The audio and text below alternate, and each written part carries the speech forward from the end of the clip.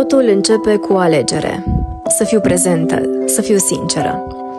Conectarea pentru mine începe cu sinceritatea, cu curajul de a fi eu exact așa cum sunt între oameni. Cu suflet deschis, cu nebunie, cu simplitate și cu adevăr. Conectarea înseamnă să mă accept și să-i accept pe ceilalți, să fiu atentă la inimile lor, la rănile lor, la bucuriile lor. Nu să schimb oameni, ci să-i văd, cu blândețe. Am ajuns aici după multe încercări, după decizii care poate n-au fost cele mai bune atunci, dar care m-au crescut și m-au adus exact unde sunt astăzi.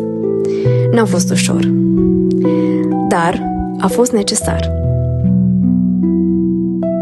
Tot ce sunt acum e rezultatul a tot ce am trăit și tot ce primesc cu recunoștință.